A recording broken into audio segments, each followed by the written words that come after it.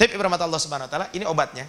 Saya akan sebutkan saja obat-obat supaya kita bisa terlewat daripada penyakit ini. Ada 15 obat minimal.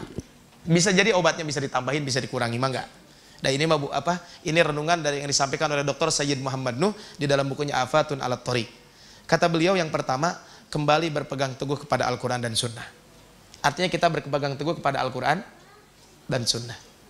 Yang kedua, hindari dosa dan kemaksiatan, sekecil apapun dosa itu. Biasanya kalau dosa besar orang sadar, kalau dosa kecil kadang tidak menyadari. Maka hindari dosa sekecil apapun. Kemudian sederhana atau tidak berlebihan dalam melakukan sesuatu hal yang boleh. Tadi disampaikan at-tawassu' fil mubahat.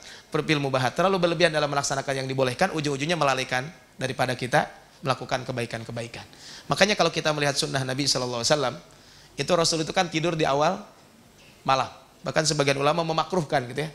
Kalau kita melakukan ngobrol dan sebagainya pada sholat isya, ya. Kenapa? Karena supaya kita bisa bangun di awal malam. Artinya kalau begadang itu kan bagus.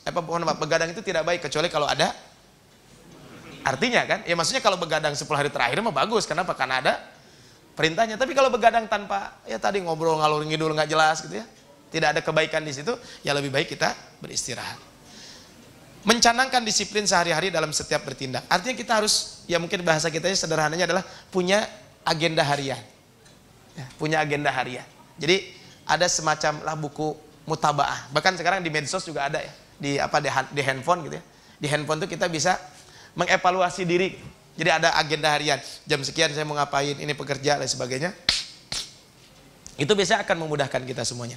Yang kelima, syukuri nikmat yang Allah berikan. Karena orang yang mensyukuri nikmat Allah pasti dia akan bertambah kebaikannya. Orang yang tidak syukur nikmat biasanya kebaikannya juga tidak akan bertambah.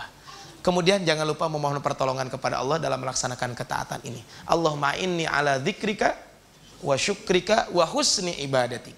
Ini Rasul wasiat kepada Mu'ad bin Jabal. La tada'anna dubura kulli sholatin. Wahai Mu'ad, jangan lupa kamu membaca doa ini setiap selesai sholat.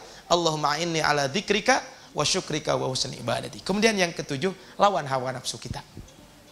Ketika ada bisikan, adzan berkumandang, nanti, maka harus kita melawannya. Ya. Kalau di bulan Ramadan kita bisa mengalahkan hawa nafsu kita, maka tentu di luar bulan Ramadan harus bisa lebih lagi. Di bulan Ramadan sesuatu hal yang boleh saja bisa kita hindari. Makan dan minum kan boleh. Tapi kalau di siang hari, kita bisa lewati. Itu kenapa? Karena kita menahan hawa nafsu kita. Kemudian menimbang-nimbang sisi negatif dari sifat tafrid. Maka kita harus tahu apa akibatnya tadi. Kita jauh dari pertolongan Allah, berani berbuat dosa dan sebagainya. Coba ingat apa kira-kira sisi negatif daripada kita menunda-nunda pekerjaan. Naudzubillah min dzalik, contohnya hal sederhana adalah menunda-nunda pekerjaan itu bagaimana kalau seandainya ketika kita sudah waktu melakukan kebaikan, kemudian kita malah melakukan kemaksiatan dan ternyata meninggal dunia. Ini kan bisa saja terjadi. Kemudian selalu bersama jamaah orang-orang soleh. Artinya bareng dengan orang-orang soleh. Terus kebaikan-kebaikan di bulan Ramadan kita bersama-sama dengan orang-orang soleh, dengan orang-orang baik. Setelah Ramadan pun tetap kita lanjutkan. Ya. Kemudian menghayati bahwa dunia ini adalah tempat beramal. Hayati dunia itu adalah tempat beramal. Bukan tempat kita berleha-leha. Ya.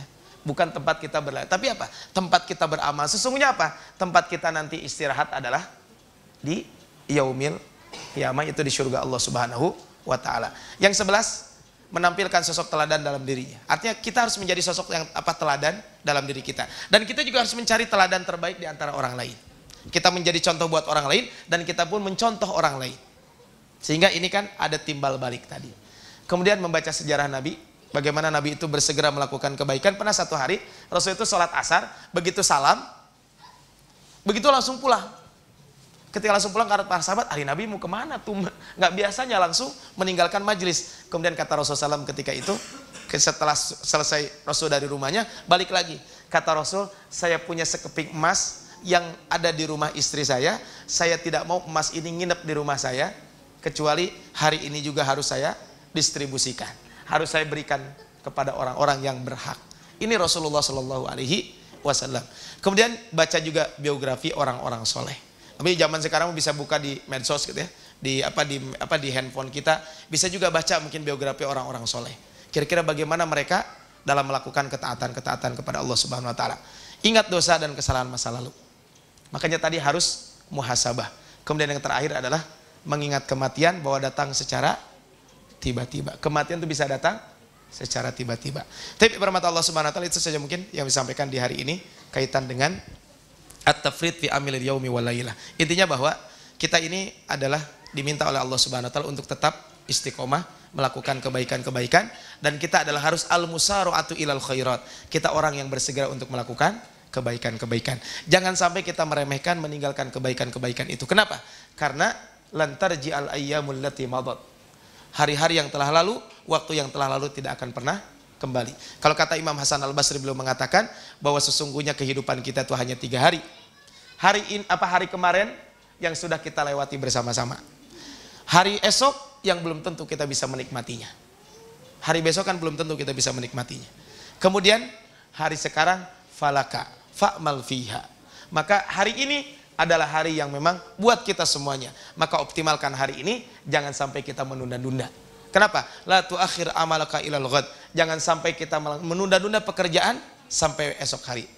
Selama apa? Selama pekerjaan itu yang bisa kita lakukan hari ini. Kenapa? Karena hari esok kita punya pekerjaan yang lain, yang kata Umar bin Abdul Aziz pernah mengatakan, hari ini jangan ditunda sampai besok. Kenapa? Kalau kita tunda sampai besok, berarti pekerjaan hari ini akan bertumpuk jadi besok. Hari ini saja tidak bisa kita kerjakan, apalagi kalau besok. Tentu ini juga akan memberatkan buat kita semuanya. Mudah-mudahan Allah Subhanahu wa taala senantiasa memberikan hidayah dan taufiknya kepada kita semuanya, sehingga kita bisa melaksanakan kebaikan-kebaikan ini. Tapi kita tutup dengan